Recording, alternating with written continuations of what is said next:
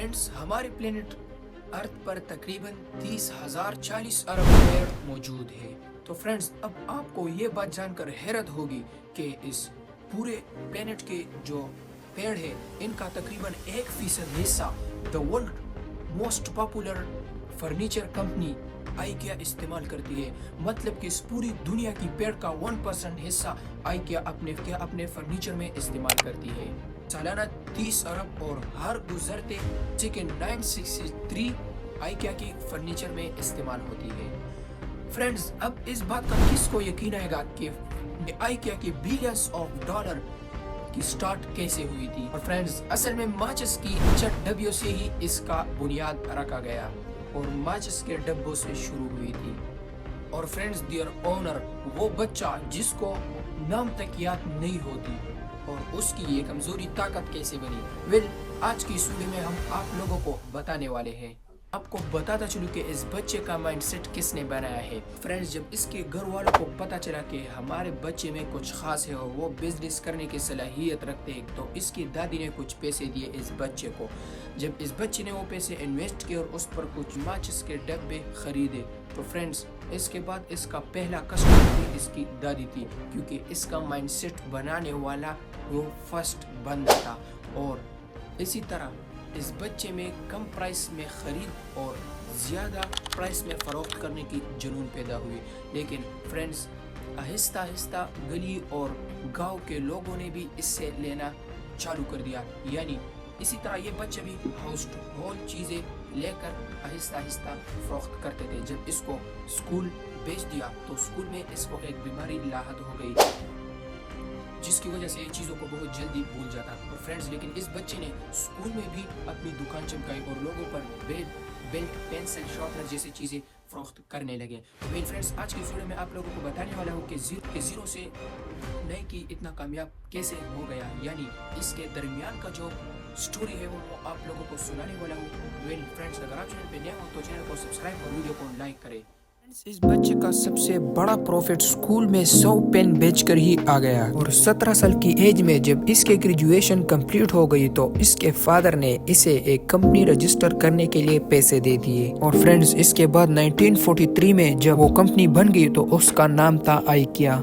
इसमें आई और के इस बच्चे के नाम को जाहिर करते हैं, यानी कि इग्वार कंपाउंड को, और इसके दूसरे अल्फाज इसके फैमिली को जाहिर करता है। फ्रेंड्स, आखिर का ए इकुंडेरुट को जाहिर करता है कि इंक्वार के विलेज का नाम था।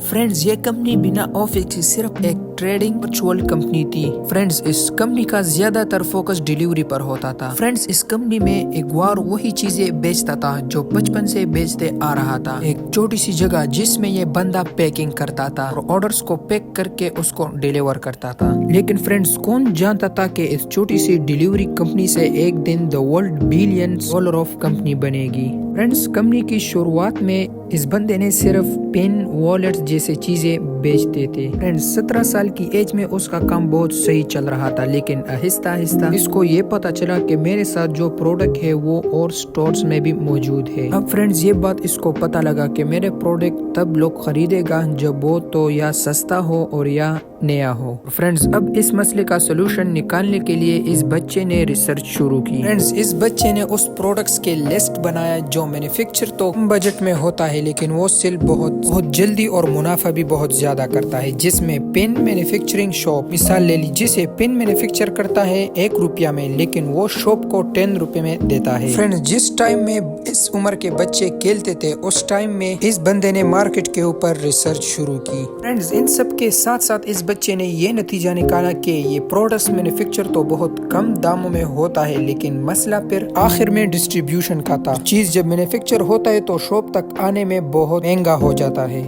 अब फ्रेंड्स, इंक्वार को सिर्फ ये एक ही रास्ता मिलता था जिसमें मैन्युफैक्चरिंग और ट्रांसपोर्ट के दौरान पैसा बचाया जाए। और फ्रेंड्स, इसी चीज में बहुत ज्यादा मेहनत लगती है।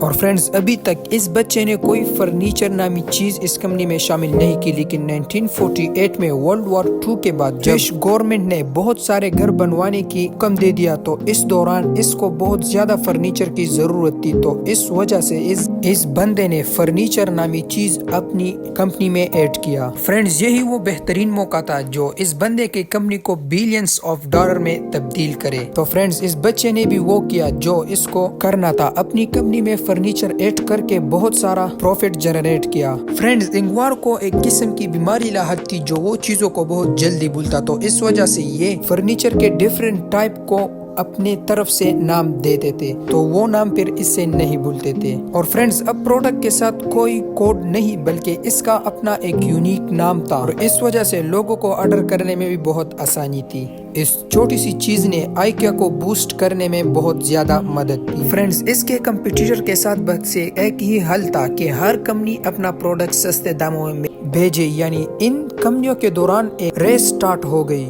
اب فرینڈز یہ وہ وقت تھا جب انگوار نے سب سے پہلے آئیکیا سٹور اوپن کیا۔ سٹور میں وہ فرنیچر کو فزیکلی ڈسپلے کرنے والا تھا۔ اس چیز سے ڈیلیوری کا خرچہ کافی حد تک کم بھی ہو گیا، اور لوگ خود ہی آ کر فزیکلی پروڈکٹ کو ایبزارب کرتے تھے اور اس کو لے جاتے تھے، اور جس لوگوں کو میل آرڈر پر بھروسہ نہیں تھا وہ اب ڈائریکٹلی شاپ پہ آ کر پروڈکٹس کو بائی کرتے تھے۔ 1953 میں جب آئیکیا کی سب سے پہلے سٹور کی لانچ ہوئی، اس سٹور میں امید سے بھی زیادہ رش لگ گیا۔ فرینڈز 1000+ لوگوں نے سٹور کے باہر لائن لگا دی۔ فرینڈز یہ اب وہ پہلی کمپنی بن چکی تھی جنہوں نے وہ پہلا فزیکل سٹور بنایا، اور اس بندے نے اس کمپنی میں ایک پول بھی بنوایا، اور یہ کمپنی لوگوں کو بہت ہی زیادہ اچھا لگا۔ فرینڈز اب اس فزیکل سٹور کے ساتھ آئیکیا بہت تیزی سے کامیابی حاصل کر چکی تھی۔ فرینڈز انگوار کو اب یہ پتہ نہیں تھا کہ دوسرے ریٹیلر یعنی کمپیٹیٹر اب اس کے راستے میں ایک بہت بڑی رکاوٹ بن چکی ہے۔ فرینڈز جب آئیکیا بہت تیزی سے بڑھ رہا تھا تو تب اس کے کمپیٹیٹر کو یہ پتا چلا، اس کے جو کمپیٹیٹر تھے وہ ابھی تک ہی میل یعنی اس پرانے اسٹریٹجی پہ کام کرتے تھے، لیکن وہ لوگ آئیکیا کے اس سستے پروڈکٹ کی مقابلہ نہیں کر سکتے۔ فرنیچر کی ڈیلر نے آئیکیا کو روکنے کے لیے بہت زیادہ کوشش کی۔ فرینڈز آپ کو بتاتا چلوں کہ دوسروں کمپنیوں کے اگینسٹ آئیکیا کی سٹال پر بہت زیادہ رش ہوتی تھی، وہ اس لیے کیونکہ یہ فزیکل تھا اور لوگوں کو فزیکلی ڈسپلے کرتا تھا، اور باقی کمپنی والے صرف کیٹالوگز کر بیٹھتے تھے اور آئیکیا فزیکلی ڈسپلے کرتا تھا۔ فرینڈز اسی دوران بہت سارے بائیکاٹ نے آئیکیا کو کمزور کرنے کے بجائے اور بھی مضبوط کیا، اسی طرح آئیکیا اس ریٹیلرز کے ہر وار سے بچ نکلا۔ فرینڈز اسی دوران ایک بندے نے نوٹ کیا کہ وہ کار میں اس ٹیبل کو فکس کر رہا ہے لیکن وہ اس طرح نہیں ہوتا۔ فرینڈز اسی دوران اس بندے نے یہ مشورہ دیا کہ کیوں نہ ٹیبل کے پاؤں اتار دیے جائے، اور فرینڈز اس مشورے نے آئیکیا کا فیوچر بھی بدل دیا۔ اسی طرح فرینڈز انہوں نے یہ مشورہ مان کر بلکہ پاؤں ٹیبل سے آسانی سے الگ ہوتے تھے اور پھر آسانی سے ٹیبل میں فٹ بھی ہوتے تھے، تو اس وجہ سے آئیکیا کا فرنیچر زیادہ کمپیکٹ ہو گیا۔ اس وجہ سے پروڈکٹس کو ٹرانسپورٹ کرنا بہت آسان ہو گیا، ڈیمیج کا خطرہ بھی کم ہو گیا، اور کسٹمر اپنا پروڈکٹ سیم ڈے اور سیم ٹائم گھر لے جا سکتے تھے۔ فرینڈز اسی وجہ سے آئیکیا کو بہت زیادہ جلدی ڈیلیوری کرنے کا فائدہ ہو گیا، اور فرینڈز کسٹمر کو بہت زیادہ ایموشنل اٹیچمنٹ بھی پروڈکٹس کے ساتھ ہوتی۔ یہ طریقہ اتنا وائرل ہو گیا کہ لوگوں نے اس طریقے کو آئیکیا ایفیکٹ بولنے لگے۔ فرینڈز دوپہر کے وقت بہت سے کسٹمر سٹور سے نکلتے تھے اور دوپہر کے وقت سٹور خالی رہتا، جس کا نتیجہ انگوار نے نکالا کہ یہ لوگ باہر لنچ کے لیے جاتے تھے، تو اس وجہ سے انگوار نے آئیکیا سٹور کے اندر ایک ریسٹورنٹ بھی نکالی۔ دوپہر کے وقت جب لوگوں کو بھوک لگتا تو وہ وہی کھانا کھا کر ٹہر جاتے تھے اور دوپہر کے بعد شاپنگ کر کے چھٹی کے ٹائم نکل جاتے تھے۔ 1963 تک آئیکیا بہت سکسیسفل ہو چکا تھا۔ فرینڈز آج کل تقریباً آئیکیا کی 3 سٹورز موجود ہیں دنیا میں، اور فرینڈز آج پریزنٹ ورلڈ میں سب سے زیادہ پروڈکٹ آئیکیا کا ایجاد ہوتا ہے، اور فرینڈز اس میں سب سے بڑی خاصیت والی بات یہ ہے کہ اب بھی اس کو وہی نام دیتے ہیں وہ آئیکیا کا اونر اپنی کمزوری کی وجہ سے دیتا تھا، جیسا کہ اس سے جلدی بات بھول جاتی تھی۔ امید ہے فرینڈز کے آرٹس انفو چینل کے یہ ویڈیو بھی آپ لوگوں کو پسند آئی ہوگی۔ فرینڈز اگر آپ چینل پہ نئے ہو تو چینل کو سبسکرائب اور ویڈیو کو لائک کریں۔ خدا حافظ۔